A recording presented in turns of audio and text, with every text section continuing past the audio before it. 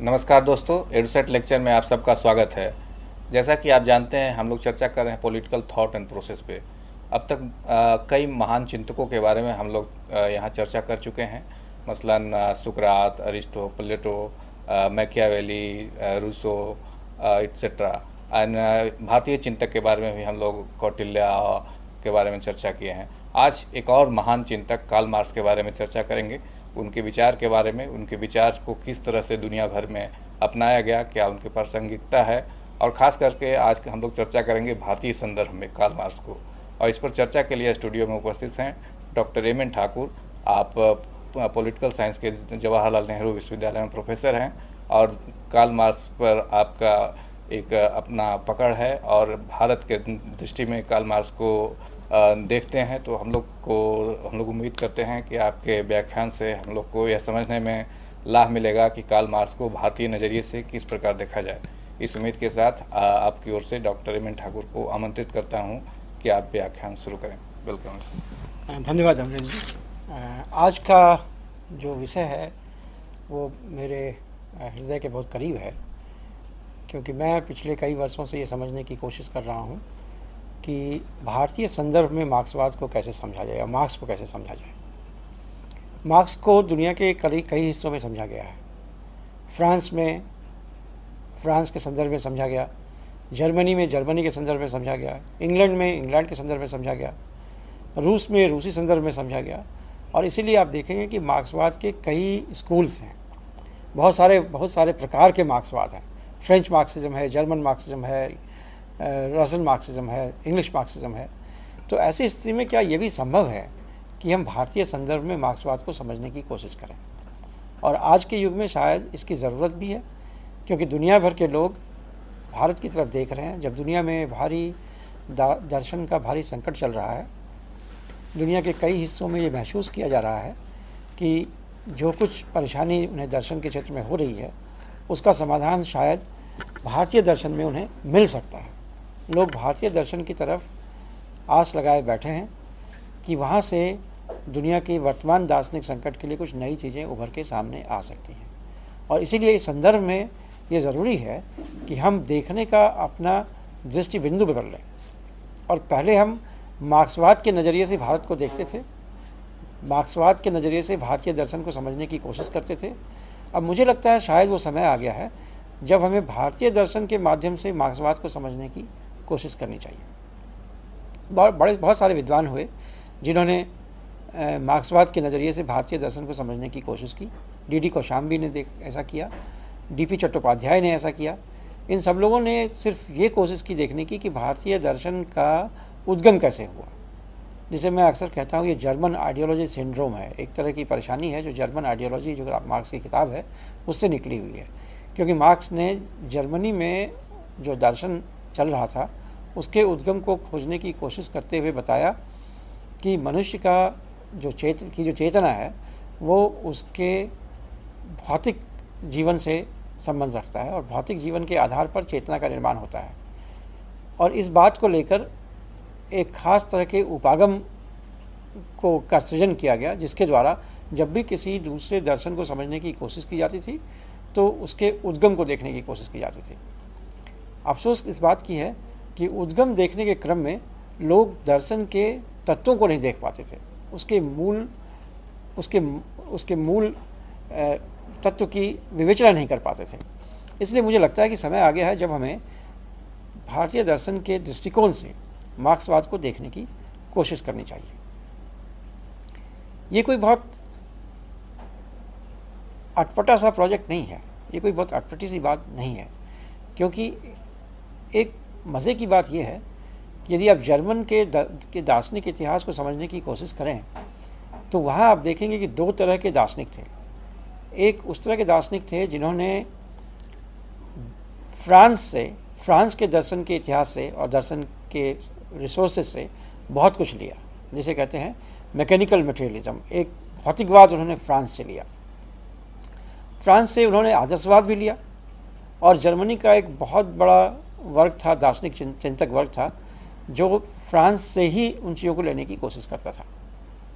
लेकिन ठीक उसके पैरेलल आप देखेंगे कि जर्मनी में ऐसे लोग भी थे, ऐसे चिंतक भी थे जिन्होंने एशियाई दर्शन को बहुत महत्व दिया और एशियाई दर्शन से चीज़ों को लेने की कोशिश की। इसके उदाहरण है हुम्बोल्ट। पहले तरह के दार्शनिकों में आते हैं हेगल, दूसरे तरह के दार्शनिकों में आते हैं शोपेनहावर, और शोपेनहावर के बाद बहुत से ऐसे चिंतक हुए जिन्होंने शोपेनहावर को फॉलो किया और भारतीय चिंतन के साथ डायलॉग किया, वार्तालाप किया। आप देखेंगे नीचे उसमें एक थे, डिल थे, दूसरे थे, ऐसे कई सारे लोग थे।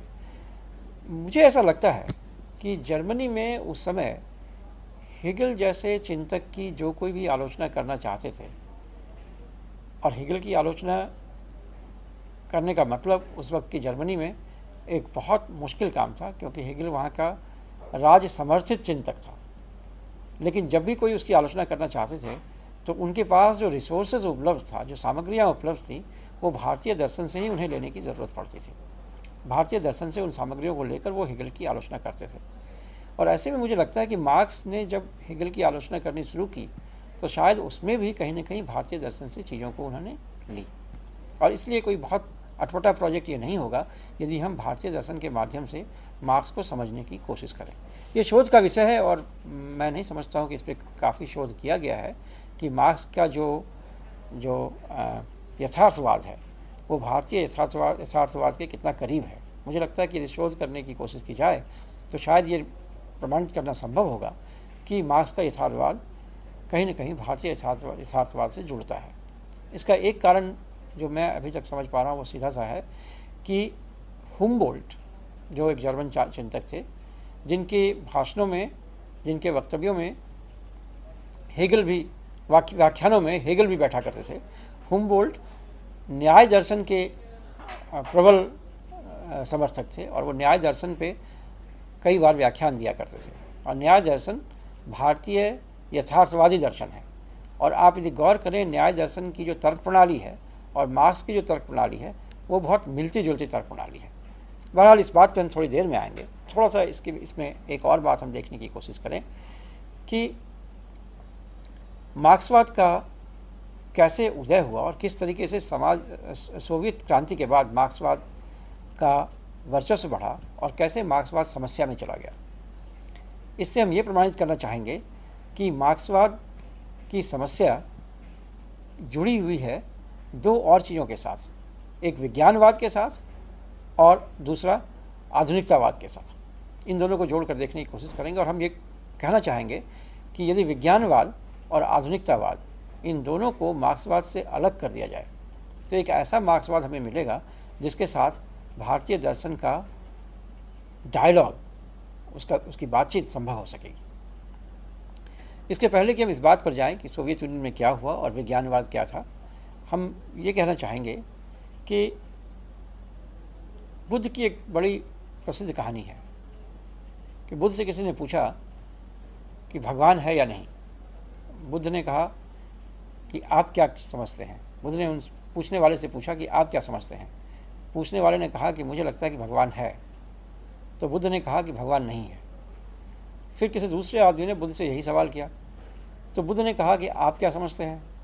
तो दूसरे आदमी ने कहा कि मुझे लगता है कि भगवान नहीं है। तो बुद्ध ने कहा कि भगवान है।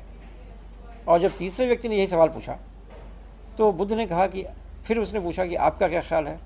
तो उसने कहा कि पता नहीं भगवान है या नहीं। तो बुद्ध ने कहा कि मुझे भी पता नहीं भगवान है कि नहीं। तो बुद्ध के साथ उनके से आनंद चल रहे थे। उन्होंने पूछा कि आप क्या कह रहे हैं भगवान, आपने तीनों ही लोगों को तीन अलग अलग तरीके का उत्तर दिया है।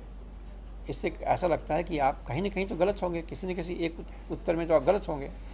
तो बुद्ध ने कहा कि नहीं, मैं सब में सही हूँ और मेरा उद्देश्य सिर्फ इतना है कि तीनों ही लोगों को मैं एक ऐसी मनस्थिति में ला दूँ ताकि वो अपनी खोज शुरू करें, ताकि वो खोजना शुरू करें कि भगवान है या नहीं है। मैं इस कहानी को इसलिए यहाँ लाना चाहता हूँ कि मार्क्सवाद क्या है ये समझ हम सब लोगों को अपनी बनानी होगी, हमें उसको समझने की कोशिश करनी होगी और हम सब लोग अपने तरीके से उसे समझने का प्रयास भी कर सकते हैं।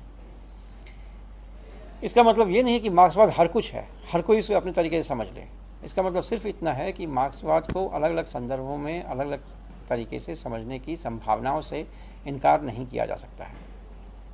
और जो एक किसी खास समझ को अंतर्राष्ट्रीय जगत में प्रभुता देकर स्थापित कर दिया गया, उस खास समझ के अंदर बहुत सी कमजोरियां हो सकती हैं।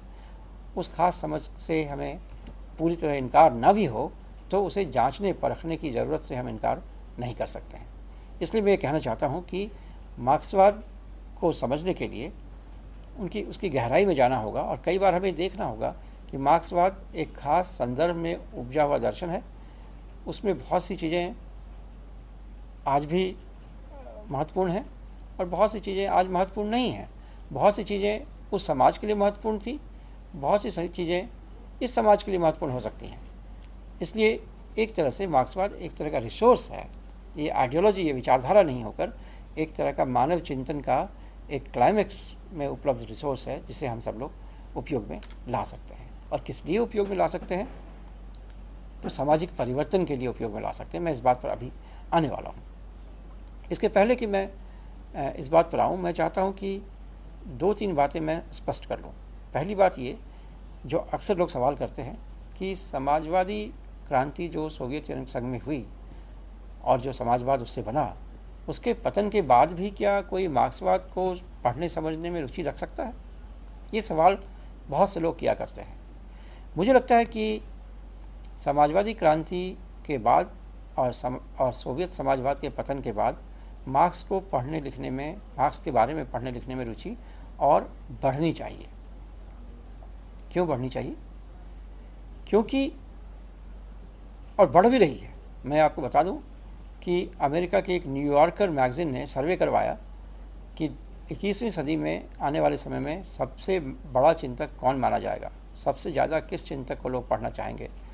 तो सर्वसम्मति, बहुत बड़ी संख्या में लोगों ने ये स्वीकार किया, सर्वसम्मति से तो नहीं किया, लेकिन बड़ी संख्या में लोगों ने स्वीकार किया कि आने वाले समय का सबसे बड़ा चिंतक मार्क्स है। इसका मतलब है कि दुनिया भर में मार्क्स के बारे में पढ़ने लिखने में लोगों की रुचि अभी बढ़ रही है। सोवियत संघ के पतन के बाद और भी बढ़ रही है।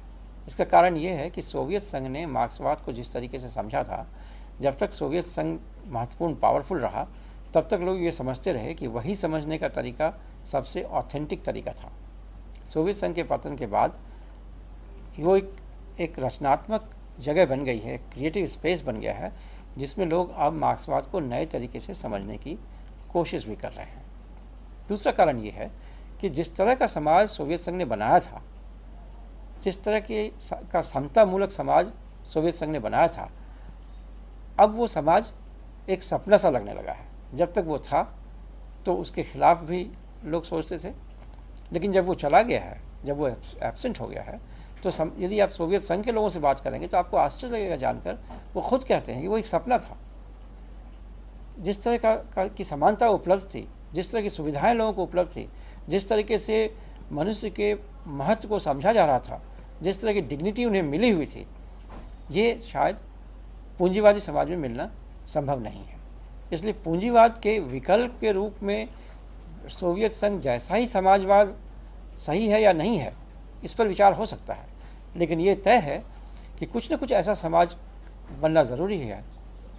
कुछ न कुछ सोवियत संघ से हमें लेना होगा ऐसे समाज को बनाने के लिए, जिस समाज में समता एक महत्वपूर्ण मुद्दा हो, जिस समाज में लोगों को पूरी तरह से डिग्निटी मिल सके। इसलिए सोवियत संघ के पतन से मार्क्सवाद को के महत्व को कम करना या उसके महत्व को कम करके आंकना उचित नहीं होगा।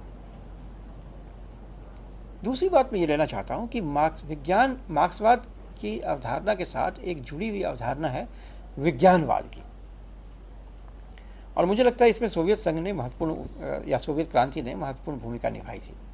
ये विज्ञानवाद क्या है? जब मार्क्स स्वयं लिख रहे थे, वो जो पूरी सदी थी, उस खास करके जो 19वीं सदी का जो उत्तरार्ध था, पूर्वार्ध था, उस समय के आते आते दुनिया भर में ये बात मानी जाने लगी थी कि विज्ञान मनुष्य का बहुत बड़ा आविष्कार है। न्यूटन हो चुके थे, गैलीलियो हो चुके थे, तमाम लोगों ने विज्ञान का भारी विकास किया था, और मनुष्य के अंदर ये कॉन्फिडेंस आ गया था कि मनुष्य टेक्नोलॉजी बना सकता है, तकनीक बना सकता है, और प्राकृतिक व्यवस्था में भारी परिवर्तन ला सकता है। इस कॉन्फिडेंस के कारण ये माना जाने लगा था कि विज्ञान ही सच्चा ज्ञान है, विज्ञान ही दुनिया के बारे में सच्चा ज्ञान है। और इसलिए उस वक्त के उत्पन्न दर्शन को लोग एनलाइटनमेंट फिलॉसफी कहते थे, ज्ञानोदय कहते थे। कहते पहली बार मनुष्य ने ज्ञान प्राप्त किया है दुनिया के बारे में, और वो ज्ञान ऐसा है कि उससे दुनिया में परिवर्तन लाया जा सकता है। इसलिए जब मार्क्स लिख रहे थे तो बहुत से लोगों ने ये समझा कि प्रकृति में इंटरवेंशन के लिए, प्रकृति में परिवर्तन लाने के लिए तो न्यूटन का विज्ञान सही है, लेकिन समाज में परिवर्तन लाने के लिए जिस विज्ञान की ज़रूरत है वो मार्क्स ने दिया है। और इसलिए मार्क्स भी एक वैज्ञानिक है, मार्क्स की एक वैज्ञानिक समझ है।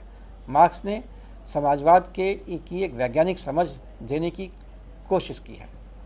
अब विज्ञान शब्द के साथ एक परेशानी है। जर्मन में जब आप विज्ञान कहते हैं तो विज्ञान का मतलब होता है पूरी ज्ञान परंपरा, जिसमें कि सिर्फ जो जिसे आप अभी साइंस कहते हैं वो उपलब्ध नहीं है, बल्कि सब कुछ है।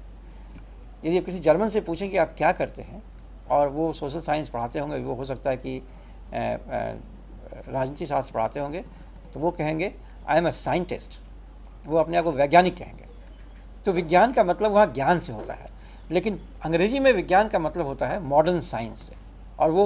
और हिंदी में आते आते तो विज्ञान और टेक्नोलॉजी का डिफरेंस ही खत्म हो जाता है। लोग विज्ञान को ही टेक्नोलॉजी कहते हैं और टेक्नोलॉजी को ही विज्ञान कहने लगते हैं। तो सोवियत संघ में क्या हुआ कि सोवियत संघ में जो लोग सामाजिक परिवर्तन के लिए कार्यरत थे, जो बड़े चिंतक थे, प्लेखनोव जैसे जो चिंतक थे, उन्होंने विज्ञान की जो समझ पैदा की वो आधुनिक न्यूटोनियन विज्ञान था। और आधुनिक न्यूटोनियन विज्ञान क्या कहता है? वो कहता है कि हम प्रकृति के नियमों को प्रयोगशाला में समझने की कोशिश कर सकते हैं, और जब नियमों को हमने पकड़ लिया, एक नियम हमें मिल गया, तो उस नियम के आधार पर हम तकनीकी तैयार कर सकते हैं, और ये नियम दुनिया भर में एक जैसा है। यदि ये सही है तो समाज भी चूँकि प्रकृति का पार्ट है, तो समाज में भी कुछ नियम होते हैं। उन नियमों को यदि हम पकड़ लें तो दुनिया भर में एक जैसे नियम काम करते हैं, और उन नियमों को समझ के हम जिस तरीके से नया टेक्नोलॉजी क्रिएट कर सकते हैं, उसी तरीके से नया समाज भी क्रिएट कर सकते हैं। और इसीलिए उन्होंने कहा कि मार्क्सवाद एक विज्ञान है। और जैसे ही हमने मार्क्सवाद को विज्ञान बना दिया तो उससे मनुष्य गायब होने लगा, उससे मनुष्यता गायब होने लगी, उससे मनुष्यता गायब होने लगी। मनुष्य तो केवल तकनीकी नहीं हो सकता। ये जो यूरोपियन चिंतन में मनुष्य के शरीर को एक मशीन की तरह देखा गया, लेकिन मनुष्य को एक मशीन नहीं हो सकता है। मनुष्य के अंदर एक चेतना भी है, और चेतना की समझ को लेके सोवियत मार्क्सवाद ने बहुत परेशानी रही। सोवियत मार्क्सवाद ने मार्क्स की चेतना की समझ को ठीक से समझ नहीं पाया, और उसके समझ नहीं पाने के पीछे कारण था विज्ञानवाद, कि हम ऐसे सामाजिक विज्ञान की कल्पना कर रहे हैं जिसमें हमारे होने से कोई फ़र्क नहीं पड़ता है, यानी जिसमें इतनी ऑब्जेक्टिविटी है, जिसमें इतनी तथ्यपरकता है कि व्यक्ति का सब्जेक्टिविटी उस पर कुछ नहीं करेगा। यानी कौन सा व्यक्ति समाज को समझने की कोशिश कर रहा है, इससे कोई फ़र्क नहीं पड़ता है। यदि उसे सही ज्ञान है तो वो हर समाज को सही समझ सकता है। जैसे ठीक उसी तरीके से जैसे कौन सा व्यक्ति इंजीनियर है, इससे मशीन को कोई फ़र्क नहीं पड़ता है।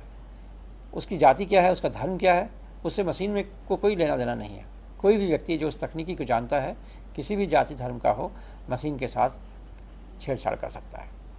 शरीर के साथ डॉक्टर किस जाति का है, इससे कोई फ़र्क नहीं पड़ता है। डॉक्टर के पास ये वो ज्ञान है, और किस धर्म का है, किस देश का है, उससे भी फ़र्क नहीं पड़ता है। इंग्लैंड का एक डॉक्टर भारत के किसी पेशेंट को बहुत बखूबी ट्रीट कर सकता है। कुछ ऐसा ही समझा जाने लगा समाजशास्त्र के बारे में। लेकिन ये सच नहीं है, ये सही नहीं है। अब जब विज्ञान का बहुत विकास हो गया है, स्वयं विज्ञान के अंदर बड़ी आवाज़ें उठने लगी हैं।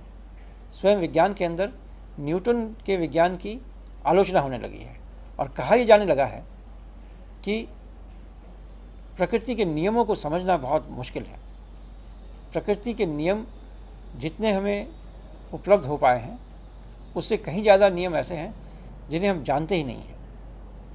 और इसीलिए आप देखेंगे कि साइंस में कई स्टेजेस हैं उसके विकास के।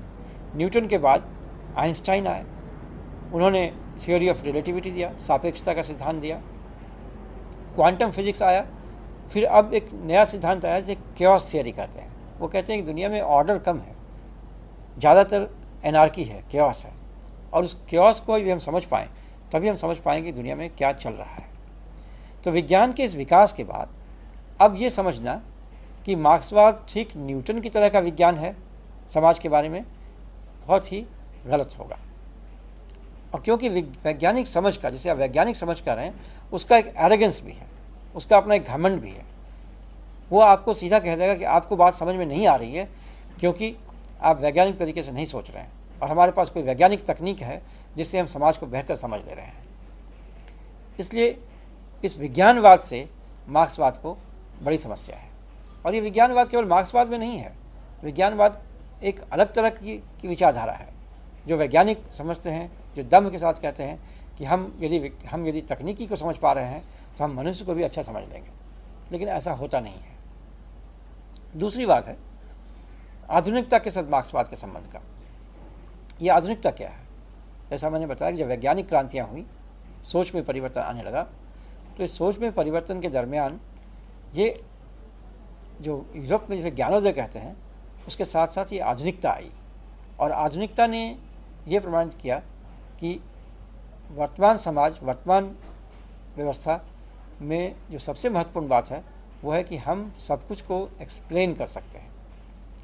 हम मनुष्य का महत्व इसमें बहुत बढ़ गया, मनुष्य के अंदर ये कॉन्फिडेंस आ गया कि वो बहुत कुछ कर सकता है, और कहा कि दुनिया के सारे एक्सप्लेनेशंस अब हम खुद तार्किक आधार पर दे सकते हैं।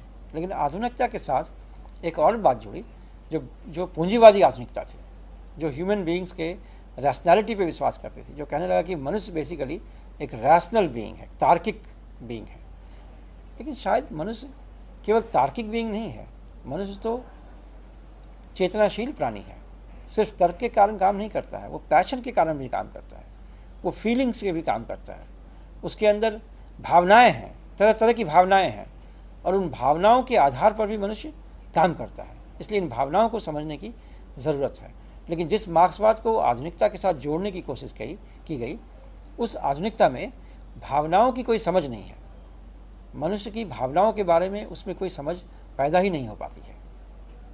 इसका एक बहुत अच्छा उदाहरण है, जब सोवियत संघ में क्रांति के बाद कम्यून्स बनाए गए, उन कम्यून्स में एक बार ऐसा देखा गया, टॉल्स्टॉय ने लिखा है, एक बार ऐसा देखा गया कि किसानों को एक कम्यून में रखा गया और तमाम किसानों के जानवरों को उस किसानों के समूहों से थोड़ा दूर रखा गया। रात के समय जानवरों के बाड़े के पास पहरेदार खड़ा था और पहरा दे रहा था।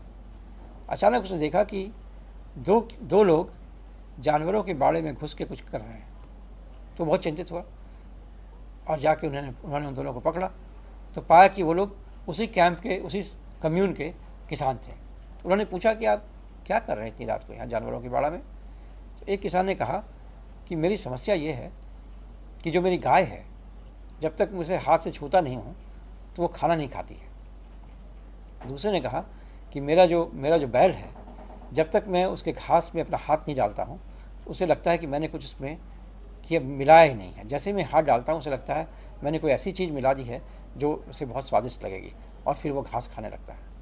और पिछले 3 दिनों से हम लोग यहाँ आ नहीं पा रहे थे, तो ये मेरी गाय और मेरा भैंस, मेरा बैल, ये लोग खाना ही नहीं खा पा रहा था। ये जो मनुष्य का जो भावनात्मक पक्ष है, आधुनिकता ने उस भावनात्मक पक्ष को समझने की कोशिश कम की। अपनी वैज्ञानिकता के आहंग में मनुष्य के भावनात्मक पक्ष को समझा ही नहीं गया। जो ऑब्जेक्टिविटी का एक डिमांड था, जो ऑब्जेक्टिविटी कायम रखने की जो बात थी समझ में, उसके चक्कर में मनुष्य को पूर्णता में नहीं समझा गया। ये एक बड़ी समस्या थी। और मार्क्सवाद को यदि उसके साथ जोड़ दिया जाए तो मार्क्सवाद भी वैसा ही एक अपूर्ण चिंतन बन जाता है। जबकि सच ये है कि मार्क्स तो बहुत ही सेंसिटिव आदमी थे, और मार्क्स ने बहुत जगहों पर मनुष्य की पूर्णता को बहुत जोर दिया है। उदाहरण के लिए, जब मार्क्स बात करता है एलिनेशन का, अलगाव का, कहता है कि मनुष्य तो एक ऐसा प्राणी है जो बहुत सारी चीज़ों को एक साथ करना चाहता है। मनुष्य समाज के साथ, मनुष्य के साथ, प्रकृति के साथ जुड़ के रहना चाहता है। लेकिन पूंजीवाद क्या करता है कि पूंजीवाद सबसे पहले मनुष्य को प्रकृति से अलग करता है।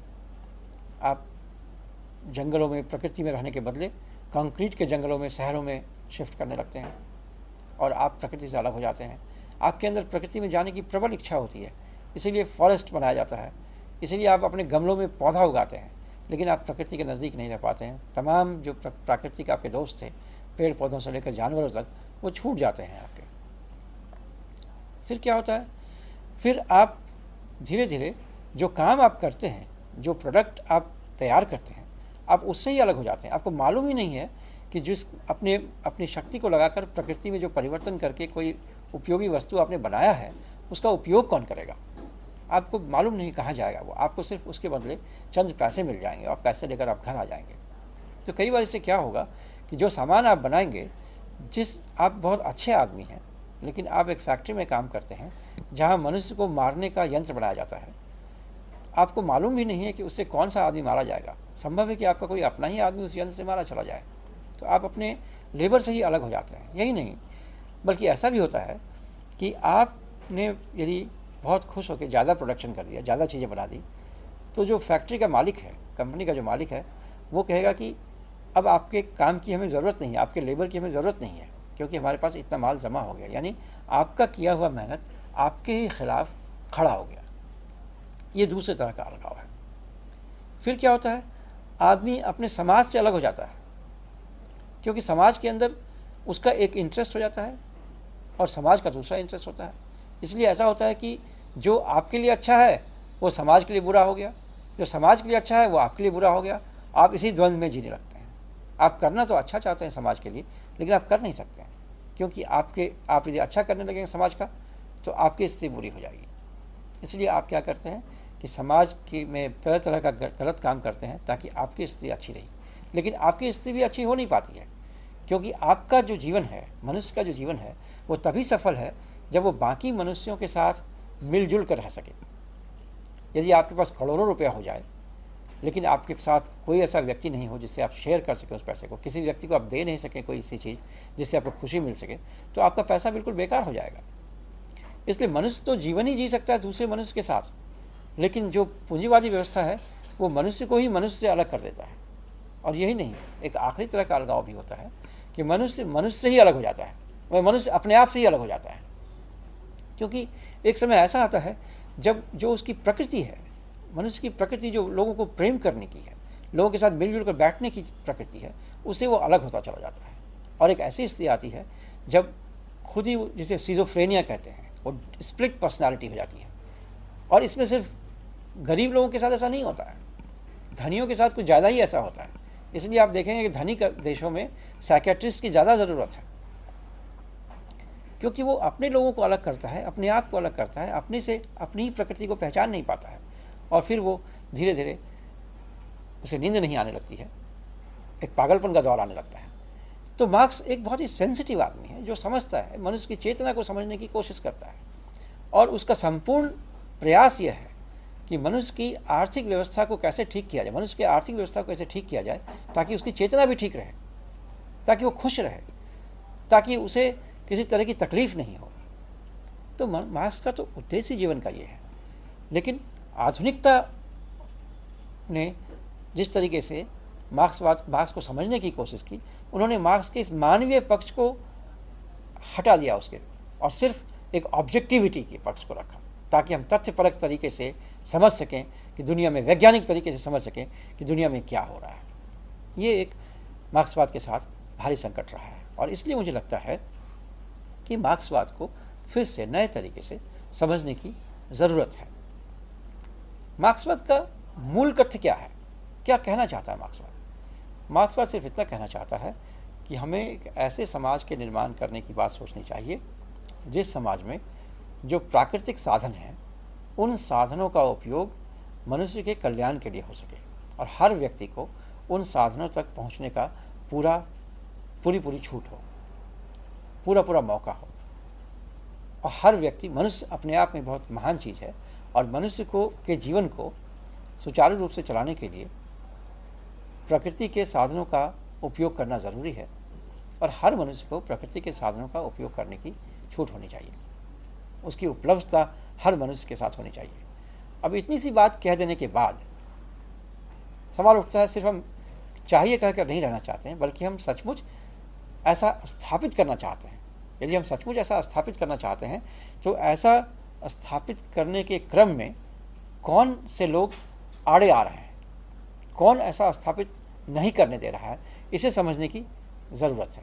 यदि हम मार्क्स के इस विचार को संस्कृत में लेकर चलें तो बड़ा छोटा सा एक श्लोक है जो कहता है, सर्वे सुखिनः सन्तु सर्वे सन्तु निरामया सर्वे भद्राणि पश्यन्तु माँ कश्चित् दुख भाग भवेत्। तो ये सर्वे सन्तु निरामया सर्वे भद्राणि पश्यन्तु, यही मार्क्स का उद्देश्य है।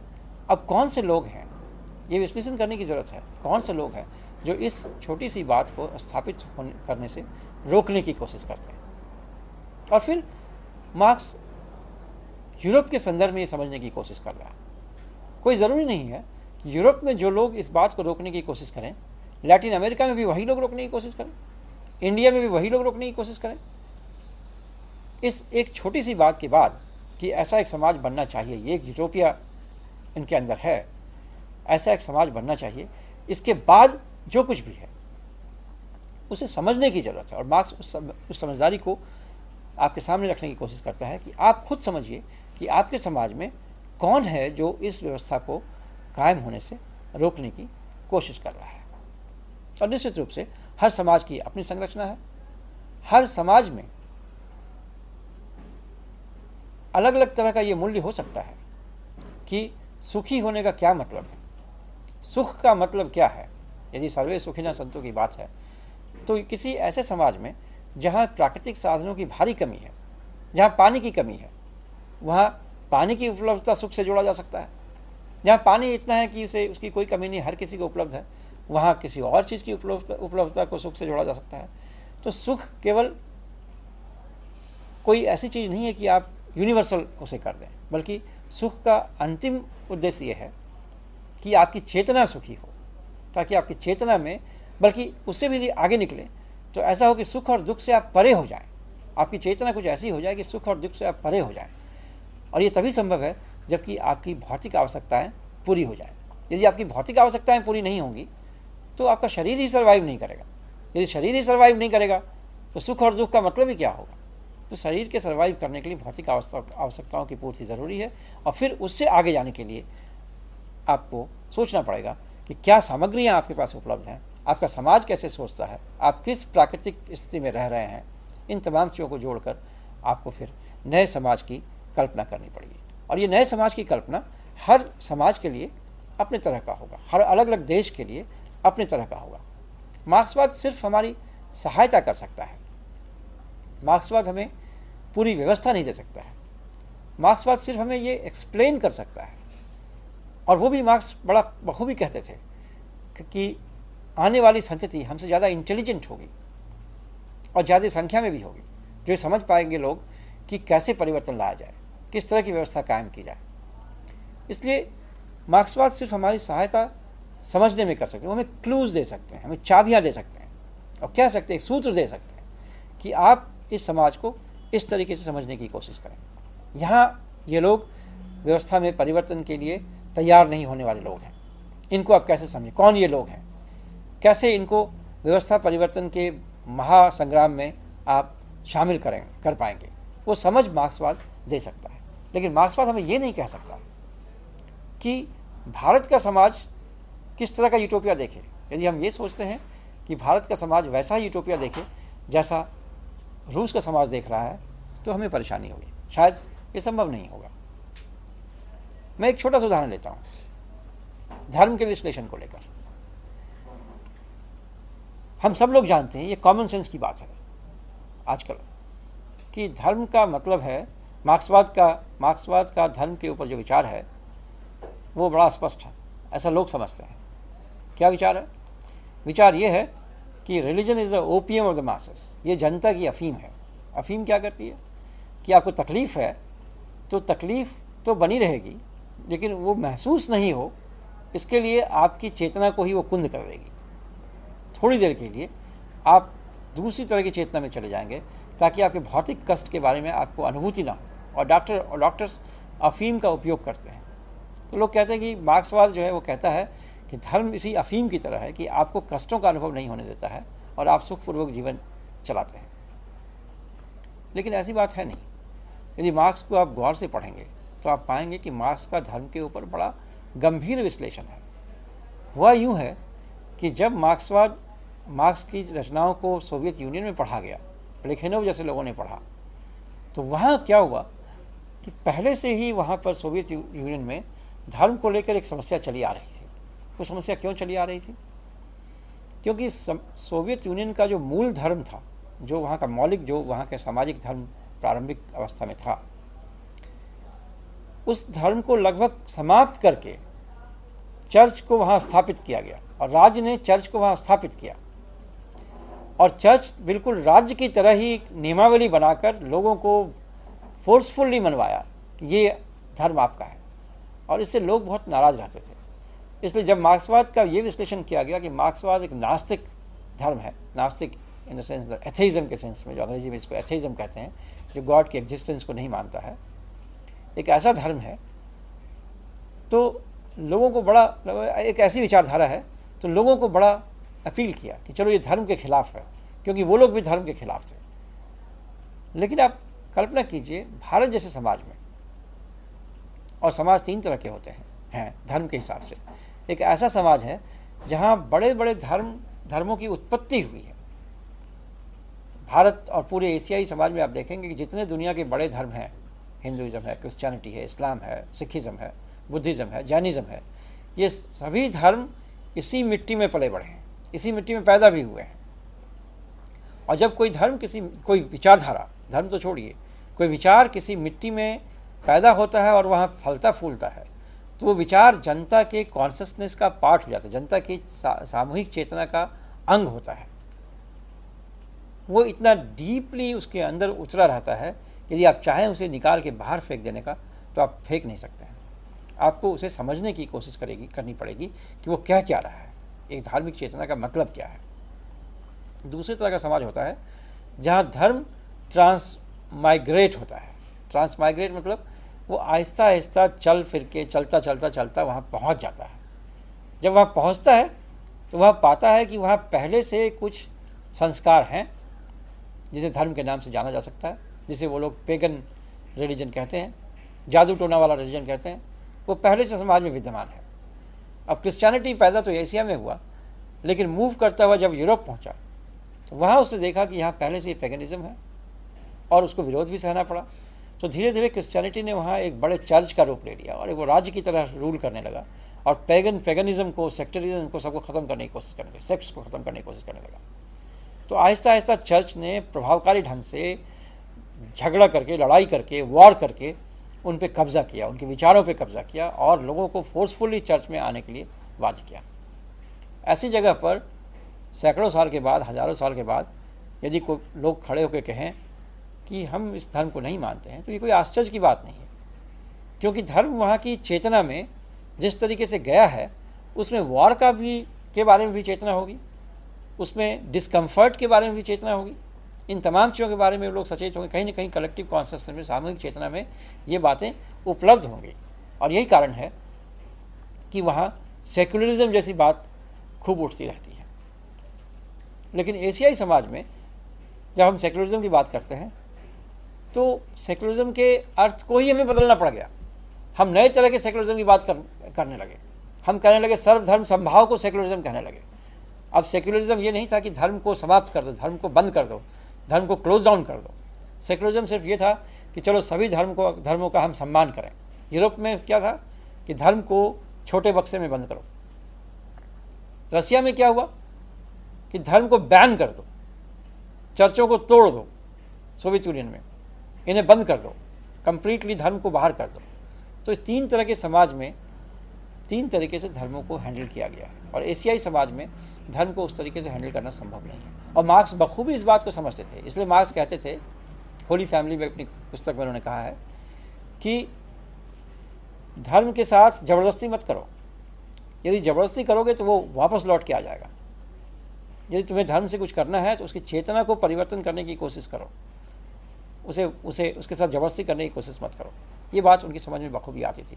इसलिए जब भारत में हम मार्क्सवाद की बात करते हैं, इन तमाम प्रश्नों को हमें दोबारा से देखना होगा, इन तमाम प्रश्नों को हमें खोलना होगा कि कैसे हम मार्क्स के धर्म की बातों को समझें। और मुझे लगता है कि मार्क्स के राइटिंग्स में, उनके लेखों में, उनकी पुस्तकों में इतनी सामग्री है कि हम इन तमाम चीज़ों को फिर से देख समझ सकते हैं। थोड़ा और यदि हम आगे बढ़ें तो मुझे लगता है ये संभव है कि भारतीय दर्शन के परिप्रेक्ष्य में हम मार्क्स को देख पाएंगे। उदाहरण के लिए मैं इंडियन रियलिज्म को लूँगा, जिसे आप न्याय दर्शन कहते हैं। न्याय दर्शन कहता है न्याय और वैशेषिक, ये दोनों ही दर्शन एक साथ देखे जाते हैं। और ये दोनों ही दर्शन, इनफैक्ट जो भारत के 6 दर्शनों की हम बात करते हैं, बल्कि बाकी दर्शन भी, तंत्र हो या बुद्धिज़्म हो या जैनिज़्म हो, इन तमाम दर्शनों में भगवान का कॉन्सेप्ट कहीं नहीं आता। जिस संदर्भ में, जिस तरीके से हम रिलीजन की बात करते हैं यूरोप में, अंग्रेजी भाषा में इसे रिलीजन कहते हैं, वो रिलीजन हमारे यहाँ जो दर्शन है उनमें रिलीजन की बात नहीं है।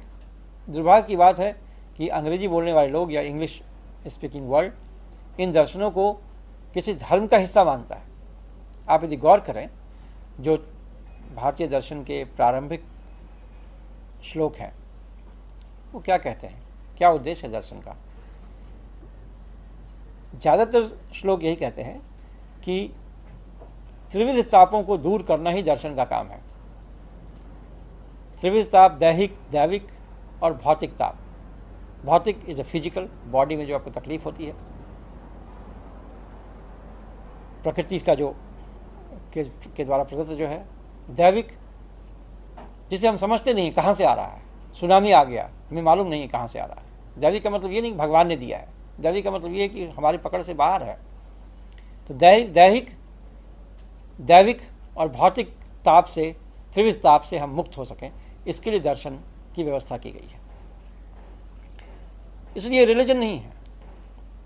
अब यदि हम बात न्याय दर्शन के लिए, न्याय और वैशेषिक दर्शन के लिए, तो मज़े की बात यह है कि न्याय और वैशेषिक दर्शन एक यथार्थवादी दर्शन, एक रियलिस्ट फिलॉसफी है, जिसमें भगवान का कोई कॉन्सेप्ट नहीं है, जो सिर्फ भौतिकवाद भी नहीं है, जो मनुष्य के विचारों को भी, मनुष्य की चेतना को भी एक तत्व मानता है, यहाँ तक कि अभाव को भी एक तत्व मानता है, एब्सेंस को भी एक तत्व मानता है कि कोई चीज़ है और कोई चीज़ नहीं है। नहीं होना भी एक सच है। जैसे यहाँ एक ग्लास होना चाहिए और ये ग्लास नहीं है, तो ग्लास का होना जितना बड़ा सच है, ग्लास का नहीं होना भी उतना ही बड़ा सच है, क्योंकि हमेशा हमारे ध्यान में ये बात है कि ग्लास यहाँ नहीं है। और यदि मार्क्सवाद के अंदर आप देखने की कोशिश करें तो मार्क्सवाद जिस यूटोपिया की बात करता है वो एब्सेंस ऑफ समथिंग है। जो कम्युनिज्म की बात करता है वो एब्सेंस ऑफ कम्युनिज्म है, जिसके वो प्रेजेंस की बात करता है। इसलिए रॉय भास्कर जैसे लोग जब डायलेक्टिक्स की बात करते हैं तो कहते हैं डायलेक्टिक्स का मतलब ये है एब्सेंटिंग द एब्सेंट, यानी जो चीज़ होनी चाहिए वो नहीं है, तो उस नहीं होने को ख़त्म करना, यानी जो चीज़ होनी चाहिए उसे स्थापित करना ही डायलेक्टिक्स है, ही द्वंद्वात्मक समझ है, ही मार्क्सवादी समझ, यही मार्क्सवादी समझ है। तो इस तरह से लगता है कि जो मार्क्सवादी समझ है उसको यदि हम भारतीय दर्शन के दृष्टिकोण से देखना शुरू करेंगे तो हमारा दृष्टिकोण बेहतर बनता चला जाएगा। और इसके लिए भारतीय मार्क्सवादी चिंतकों को बहुत रिजिड होकर मार्क्सवाद को पढ़ने की ज़रूरत नहीं है, टेक्सचुअल रीडिंग करने की ज़रूरत नहीं है, सोचने की ज़रूरत है, उससे संवाद करने की ज़रूरत है। मार्क्सवाद से संवाद की प्रक्रिया हमारे यहाँ पहले भी चलती रही है। एम एन रॉय ने संवाद किया है। प्रारंभिक दिनों में एम एन रॉय भी उसी तरीके से मार्क्सवाद को मानते थे जैसे कोई रिजिड कम्युनिस्ट पार्टी मेंबर मानता होगा, लेकिन आहिस्ता आहिस्ता एम एन रॉय ने मार्क्सवाद को भारतीय संदर्भों में समझने की कोशिश की। और सबसे अच्छा उदाहरण है अम्बेडकर। अम्बेडकर जब भारत आए, जब वो अमेरिका में पढ़ रहे थे, तो मार्क्सवादी चिंतक के रूप में उभर कर सामने आए।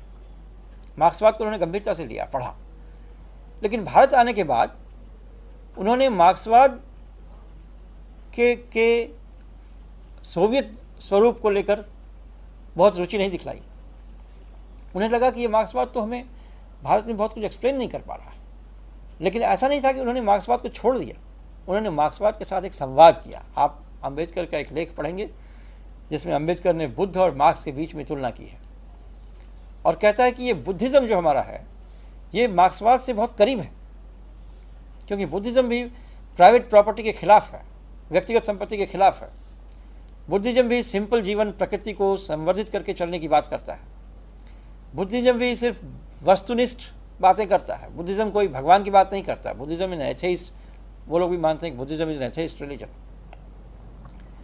बुद्धिज़्म भी एक कम्यून बनाने की बात करता है और बुद्धिज़्म मार्क्सवाद से थोड़ा आगे भी है। क्यों? क्योंकि मार्क्स बहुत हद तक आधुनिकता के प्रभाव में, या जैसा अम्बेडकर ने मार्क्स को पढ़ा, वो शायद आधुनिकता के प्रभाव से प्रभावित मार्क्स को पढ़ा, उसमें व्यक्ति के स्पिरिचुअल एस्पेक्ट को नहीं देख पाता है। व्यक्ति के चेतना के एस्पेक्ट पर इसका शोध कम है, ऐसा अम्बेडकर मानते हैं।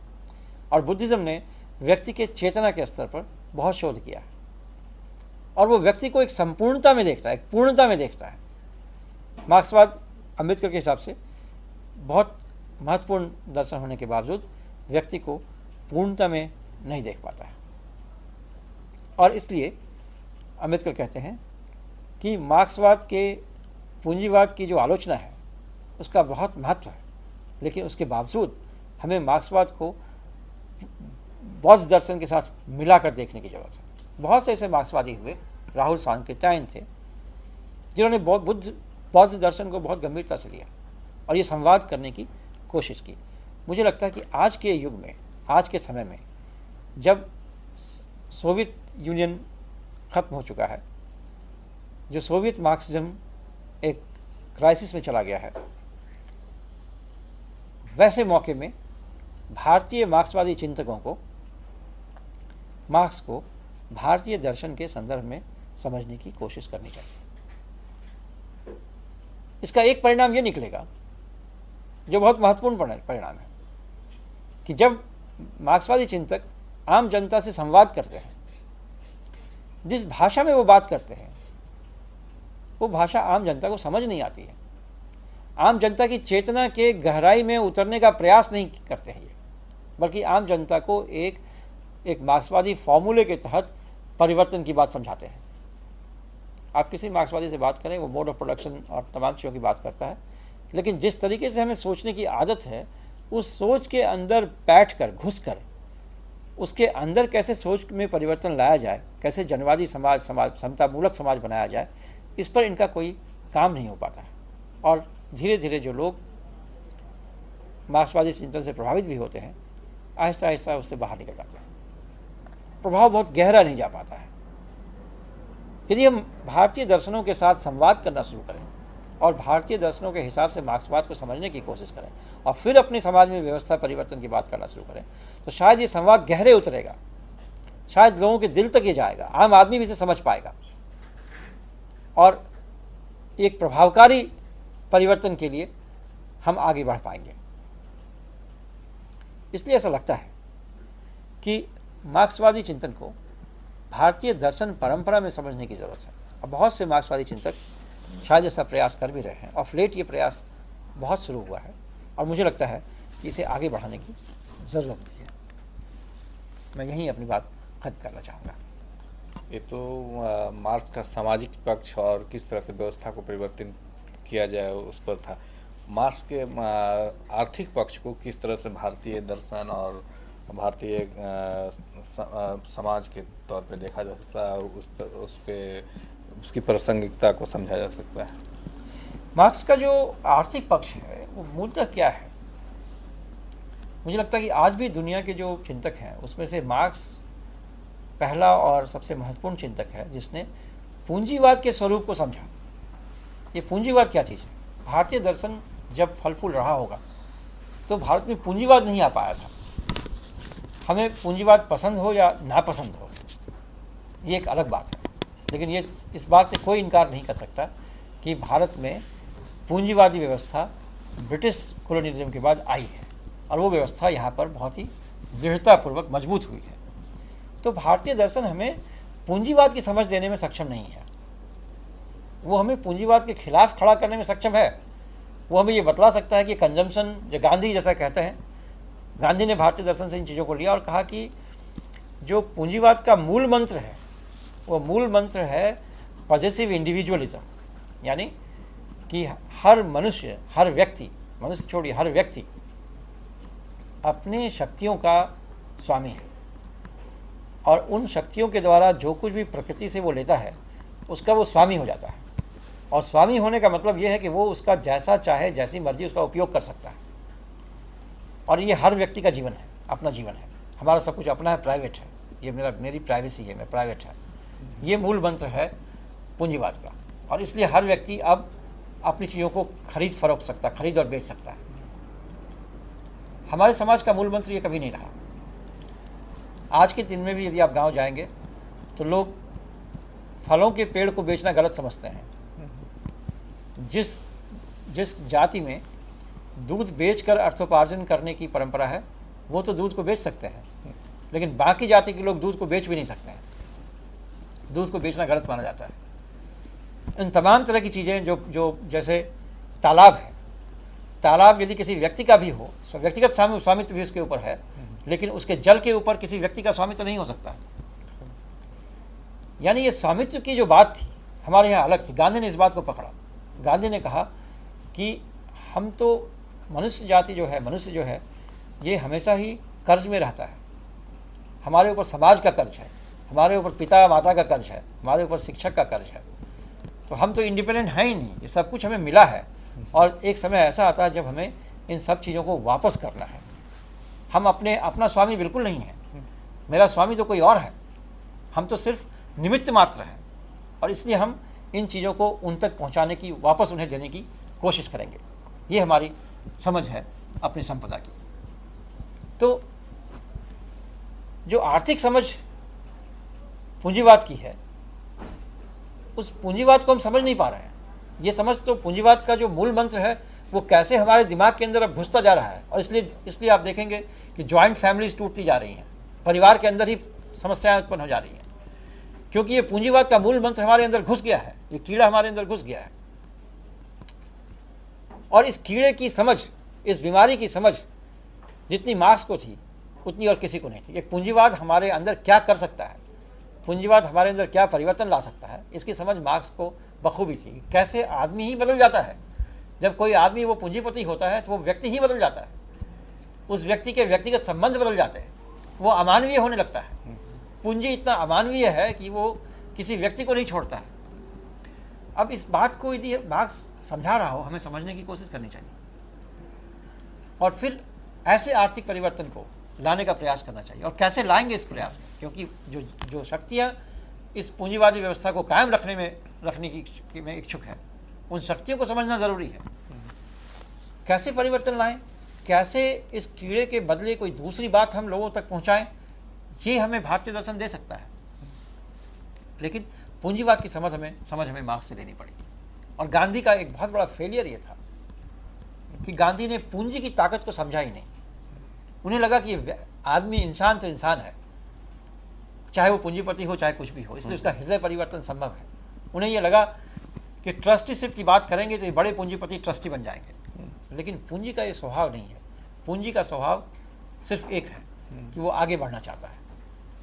प्रॉफिट मेकिंग उसका नेचर है, फ़ायदा कमाना उसका नेचर है। बाप और बेटे में झगड़ा हो जाएगा, यदि बेटा पूंजीपति हो जाए और बाप पूंजीपति ना हो, तो बेटा चाहेगा कि, बेटा क्या चाहेगा, पूंजी चाहेगा कि वो एक्सपैंड करे। यदि बाप आड़े आएगा तो वो बाप को ही हटा देगा बाहर, भाई आड़े आएगा तो भाई को बाहर हटा देगा। पूंजी का ये स्वभाव है। पूंजी व्यक्ति को कंज्यूम कर लेता है। और इसीलिए आप देखेंगे बड़े सारे पूंजीपति बाद में जाकर, जो मार्क्स कहते हैं, कि वो अलगाव का शिकार हो जाता है, वो एलिनेटेड हो जाता है, पागलपन की तरफ जाने लगता है। ये संभव है। इसलिए मुझे लगता है कि आर्थिक व्यवस्था को समझने में आज की तारीख में मार्क्स बहुत ही उपयोगी है। लेकिन इस व्यवस्था को परिवर्तन कैसे करें, इस व्यवस्था को चेंज कैसे करें, इसके लिए भारतीय दर्शन बहुत उपयोगी हो सकता है, गांधी बहुत उपयोगी हो सकता है। क्योंकि गांधी असर्ट करता है कि हम मनुष्य हैं, हम सिर्फ झुंझुने नहीं हैं कि बचते रहेंगे। हम मनुष्य हैं, हम व्यवस्था में परिवर्तन कर सकते हैं, हम सब कुछ को छोड़ सकते हैं। हमारे अंदर ये क्षमता है कि हम पूंजीपति होने के बावजूद हम सारा कुछ को छोड़ सकते हैं, पूंजी को ही छोड़ सकते हैं और पूंजी को ही हम ब्रेक कर सकते हैं। ये मनुष्य की ताकत का असर्शन है। मुझे लगता है कि मार्क्स के इन विचारों में मनुष्य की ये ताकत ठीक से उभर कर सामने नहीं आती है, जो गांधी के विचारों में ठीक से उभर कर सामने आती है। और इसीलिए संवाद ज़रूरी और संभव है। एक प्रश्न और आता है जिस दृष्टि से पूंजीवाद को मार्क्स देखते हैं, लेकिन आज उस पूंजीवाद में भी परिवर्तन देखने को मिल रहा है। पूंजीवाद बाजारवाद का रूप ले लिया है। न सिर्फ पूंजी इकट्ठा करना बल्कि उसको बाजार में किस तरह से लगाया जाए, उससे फिर प्रॉफिट कमाकर अपने आप को उस बाजारवाद की व्यवस्था को मजबूत करना ताकि वो टिके रहें। नहीं, पूंजी का मतलब ही बाजारवाद है। पूंजी का मतलब ही प्रॉफिट कमाना है। पूंजी का एक नोशन ही सिर्फ प्रॉफिट कमाना। परिवर्तन आया है। परिवर्तन ये आया है कि मार्क्स के ज़माने में इंडस्ट्रियल कैपिटल था, आज के ज़माने में फाइनेंस कैपिटल हो गया है। मतलब पहले ज़माने में क्या था कि आपके पास पैसा है, आपने इंडस्ट्री लगाया और उससे आपने पैसा कमाया। अब क्या है कि आपके पास पैसा है तो पैसा ही पैसे को जन्म देने लगा। अब इंडस्ट्री लगाने की भी ज़रूरत नहीं है। और जब पैसा पैसे को जन्म देता है तो क्या होता है कि आप शेयर मार्केट में आपने पैसा इन्वेस्ट किया और कृत्रिम तरीके से आपने उसकी कीमत उछाल ला दी और फिर प्रॉफिट कमा के निकल गए बाहर। अब बाकी जिन लोगों ने छोटा छोटा पैसा लगाया था वो डूब गए, पैसा आपके पास जमा हो गया। तो कृत्रिम तरीकों से पैसा कमाने की जो बात हो रही है वो अब पूंजीवादी, नया तरह का पूंजीवादी है। पूंजीवाद पहले भी ऐसा ही करता था कि वो इंडस्ट्री लगाता था और जो प्रोडक्ट वो बनाता था उस प्रोडक्ट को बेचने के लिए वो सच झूठ हर चीज़ का सहारा लेता था। आप देखेंगे जितने एडवर्टीजमेंट्स आते हैं टेलीविज़न पे, यदि कोई इस अभी हाल में शायद ये मुकदमा हुआ भी था कि एडवर्टीजमेंट करने वाले से ये कहा जाए कि यदि आप कन्विंस्ड हैं इसके बारे में तभी एडवर्टीजमेंट करें, अगर अन्यथा एडवर्टीजमेंट ना करें। अमिताभ बच्चन अगर कहते हैं कि ये तेल लगाओ, बहुत बढ़िया तेल है, स्वयं अमिताभ बच्चन ने उस तेल को छुआ भी नहीं होगा। या कोई आके कहता है डॉक्टर की ये पेस्ट लगाओ, इससे दांत सही रहेगा। अब ये हमें मालूम ही नहीं कि सचमुच वो ऐसा कह रहा है, झूठ मूठ सिर्फ पैसे के लिए कह रहा है। तो ये पूंजीवाद ने अब क्या करना शुरू किया है जो पहले पूंजीवाद नहीं कर रहा था। पूंजीवाद पहले एक सिर्फ आवश्यकता की चीज़ों का निर्माण कर रहा था और जो चीज़ें हम महंगी बना पा रहे थे या नहीं बना, यथेष्ट मात्रा में नहीं बना पा रहे थे, उसका मास प्रोडक्शन पूंजीवाद ने शुरू किया। वो एक अच्छा ही फेज रहा होगा क्योंकि हमें कपड़े नहीं मिल पा रहे थे, यथेष्ट कपड़ा हम नहीं बना पा रहे थे, तो मशीनी प्रक्रिया के कारण इतना कपड़ा हमने बना दिया कि हर किसी का तन ढकना संभव हो गया, सस्ता भी कपड़ा हो गया, अच्छी बात रही होगी। अब ये समस्या हो गई कि इतना कपड़ा बना दिया है कि एक एक आदमी को यदि वो 20-20 कपड़े नहीं रखेगा तो पूंजी ही बैठ जाएगी। तो अब हमें ये बतलाया जा रहा है कि आप कपड़े बदलते रहिए, आप हज़ारों कपड़े लीजिए, कपड़ों का आपका लेते रहना आपके लिए बहुत ज़रूरी है। यदि आप कपड़े ना ले पाएंगे तो आप मनुष्य ही न रह पाएंगे। तो इस तरीके से एक पूरी खोज की जा रही है, एक तरीके से पूरा ढूंढा जा रहा है कि कैसे आप उन चीज़ों को ले पाएंगे, कैसे आप उन आपके अंदर की, मनुष्य के अंदर की जो कमजोरियां हैं उन कमजोरियों को आधार बनाकर बाजार का कैसे विकास किया जाए। ये पूंजीवाद का नया स्वरूप है। जिन कमजोरियों के बारे में भारतीय दर्शन ये कहता था कि अपनी कमजोरियों को आप कंट्रोल करने की कोशिश करें तो आपकी मनुष्यता बची रहेगी, अब पूंजीवाद उन कमजोरियों को उभार कर आपको सामान बेचना चाहता है और तब यदि आपकी मनुष्यता का हनन होता है तो फिर चिल्लाता है कि मनुष्यता का हनन हो रहा है। ये नई प्रक्रिया पूंजीवाद में शुरू हो रही है जिसे हम समझने की जरूरत है। मास व्यवस्था परिवर्तन के लिए कई स्टेज बताते हैं, उस पर आपकी क्या राय है? ये स्टेजेस मार्क्स के मूल तत्व नहीं है चिंतन के। ये स्टेजेस मार्क्स की कल्पना है या मार्क्स का विश्लेषण है जो यूरोपीय समाज के संदर्भ में वो बात करता है। यूरोपीय समाज में क्या हो रहा है कि यूरोपीय समाज तो कम इतिहास का समाज है, कम, उसका इतिहास बहुत छोटा है। भारतीय समाज का इतिहास बहुत बड़ा है, 5000 साल से संस्कृति चली आ रही है। तो अब जब उस लंबे इतिहास को देखेंगे तो कई चीज़ें बदलती रही हैं। ये जो यूनिलीनियर इतिहास का कॉन्सेप्ट है, हिस्टोरिक इवोल्यूशन का कॉन्सेप्ट है, एक व्यवस्था से दूसरी व्यवस्था आने का कॉन्सेप्ट है, मुझे लगता है कि ये सब परिवर्तनशील चीज़ें हैं, ये सब बदलने वाली चीज़ें हैं। मार्क्स का जो विश्लेषण ये था, ये एक समय के लिए था, एक जगह पर उसने समझी थी। ज़रूरी नहीं कि हर समाज का विकास ऐसे ही हुआ हो। इनफैक्ट एक जर्मन दार्शनिक है हैबरमस, वो कहते हैं कि जो अलग अलग समय का समाज आया है उसे आप इस तरीके से ना देखें कि फ्यूडलिज्म से कैपिटलिज्म, कैपिटलिज्म से सोशलिज्म आ रहा है, बल्कि ऐसे भी देख सकते हैं कि मनुष्य ने कम्युनिकेशन के टेक्निक्स कैसे डेवलप की, कम्युनिकेटिव एक्शन कैसे विकसित हुआ, और उस हिसाब से आप देख सकते हैं कि समाज में अलग अलग स्टेजेस आए। तो जर्मनी और फ्रांस के संदर्भ में कुछ हद तक सही है, भारतीय संदर्भ में सही? मेरे ख्याल से यूरोप के संदर्भ में कुछ हद तक सही है, पूरे यूरोप के संदर्भ में कुछ हद तक सही। जर्मनी और फ्रांस, उनमें भी अलग अलग तरह की चीज़ें हैं, लेकिन भारतीय संदर्भ में मुझे लगता है इसे और गहराई से देखने की कोशिश करनी पड़ेगी। जो जैसे आपके इतिहासकार हैं रामचंद्र गुहा नहीं, आर एस शर्मा, रामशरण शर्मा, जो इंडियन फ्यूडलिज्म की बात करते हैं, मुझे लगता है इन चीज़ों को गंभीरता से देखने की ज़रूरत है कि क्या हम उन्हीं कैटेगरीज़ को लेकर भारत को समझ सकते हैं जो यूरोप में उत्पन्न कैटेगरीज हैं, या हमारा इतिहास चूँकि इतना लंबा है तो हमें और भी चीज़ों को समझने की ज़रूरत होगी। आप देखें समय का जो कॉन्सेप्ट है, भारत में जो समय का कॉन्सेप्ट है उसका जो फलक है वो कितना विस्तृत फलक है। ये 1000-2000 साल की बात नहीं है, 10,000 साल 5,000 साल की संस्कृति है, उसके विकास का मामला है। इसलिए मुझे लगता है कि अलग अलग समाज में चीज़ों को अलग अलग तरीके से समझने की कोशिश करनी चाहिए। मार्क्स ने जिन चीज़ों को यूरोप के संदर्भ में कहा है, बहुत सारी ऐसी चीज़ें हैं जो उसमें सिर्फ यूरोप के लिए लागू हो सकती हैं, बहुत सारी ऐसी चीज़ें हैं जो सिर्फ यूरोप के लिए नहीं बल्कि आगे भी लागू हो सकती हैं। तो इन चीज़ों को हमें इस तरीके से समझने की ज़रूरत है। इसलिए भारतीय दर्शन के साथ ही समझें, मार्क्सवाद की समझ बेहतर बन सकती है। ओके, तो कौन से तत्व हैं जिस पर अगर मार्क्स चर्चा किए होते तो भारतीय समाज को एक विस्तृत तौर पर, एक होलिस्टिक तौर पे वो एक्सप्लेन कर पाते? मुझे लगता है कि जो चीज़ मिसिंग है मार्क्स में सबसे ज़्यादा या कम उसमें जिसमें मार्क्स का विश्लेषण किया गया है, वो चीज़ है चेतना के बारे में। चेतना, कॉन्शसनेस के बारे में। मार्क्स ने जो कॉन्शसनेस के बारे में बात की है वो बहुत विस्तृत ढंग से नहीं किया। कहीं कहीं आपको एक एक लाइन मिलेगा उसके बारे में, फुटनोट्स मिलेंगे, कहीं एक पैराग्राफ मिल जाएगा, 2 पैराग्राफ मिल जाएगा, वो एक छूटा हुआ अंश है। उसका कारण ये है कि जो यूरोप में विज्ञान का विकास हुआ तो कॉन्शसनेस पे चिंतन ही बहुत कम हो पाया था।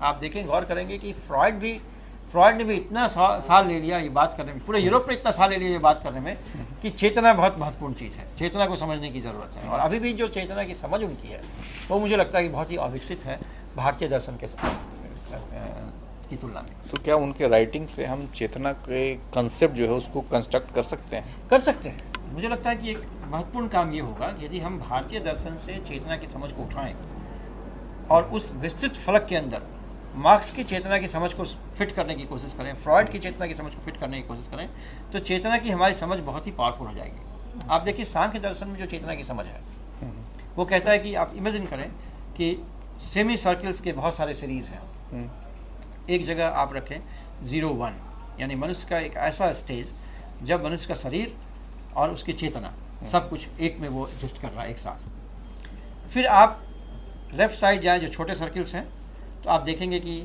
आप मनुष्य के अंदर चले जाए, चेतना के अंदर जाते चले जाए, तो उसमें 7 लेयर्स ऑफ कॉन्शसनेस है मनुष्य की। दर्शन, सांख्य दर्शन कहता है कि मनुष्य के 7 लेयर्स ऑफ कॉन्शसनेस है, जो उस पर चलते चले जाए आप तो आखिरी लेयर तक पहुँचेंगे, तो आप देखेंगे इन्फिनिटी पे पहुँच गए, अनंत के साथ आपका इंटरेक्शन होगा। उसी तरीके से यदि आप बाहर की तरफ चलें तो आप परिवार, समाज, राष्ट्र, मानवता और अंत में अनंत पर पहुँच जाएंगे। तो दोनों ही तरफ से हम अनंत तक जा सकते हैं। ये चेतना का उनका कॉन्सेप्ट है। अब यदि मार्क्स की चेतना का कॉन्सेप्ट लें तो मार्क्स ये कह रहा है कि मनुष्य की जो चेतना है वो उसका जो इमीडिएट कॉन्टेक्स्ट है उससे निर्धारित हो रहा है, वो लेकिन वहीं रुक जा रहे हैं। वो फिर इस बात को नहीं देख रहे कि हम इन्फिनिटी तक कैसे पहुँच रहे हैं, जो डेरिडा बात करते हैं कि आप चेतना या बुद्ध जैसे बात करते हैं। बुद्ध में एक खास बात है कि वो पहुँचते पहुँचते वो इन्फिनिटी तक चले जाते हैं, चेतना के कई लेयर्स में पहुँच जाते हैं। या बुद्ध का जो विपासना का टेक्निक है वो चेतना की इन्फिनिटी तक आपको ले जाता है। मार्क्स मुझे लगता है कि इन चीज़ों के बारे में यदि सचेत भी रहा होगा तो उस वक्त के माहौल में इस पर लिखना पॉसिबल नहीं था। उस वक्त के माहौल में चेतना भी शायद संभव था या नहीं, मुझे मालूम नहीं है। तो ये संभव है कि मार्क्स की चेतना का जो चिंतन है उसको लेकर हम यदि भारतीय संदर्भ में जोड़ने की कोशिश करें तो हमारी समझ बहुत बेहतर हो जाएगी चेतना के बारे में। तो मित्रों, कार्ल मार्क्स के द्वारा दिए गए विचार विभिन्न देशों में किस प्रकार कार्ल मार्क्स का लोग मानते हैं, किस तरह से अध्ययन करते हैं और किस तरह से अपने समाज को व्याख्या करते हैं और किस तरह से भारतीय समाज में कार्ल मार्क्स को देखा जाना चाहिए, इन सभी पहलुओं पर आज हम लोगों ने चर्चा की। उम्मीद है कि आज की चर्चा से आपको एक नया पर्सपेक्टिव मिला होगा और आप आगे कार्ल मार्क्स को एक नए नज़रिए से पढ़ेंगे। इसके साथ ही आज के व्याख्यान को विराम देते हैं। आप सबको धन्यवाद और आपकी ओर से डॉक्टर एबिन ठाकुर को बहुत बहुत धन्यवाद, जिन्होंने काफ़ी सरल भाषा में और भारतीय संदर्भ में कार्ल मार्क्स को समझाने की कोशिश की। Thank you very much. धन्यवाद।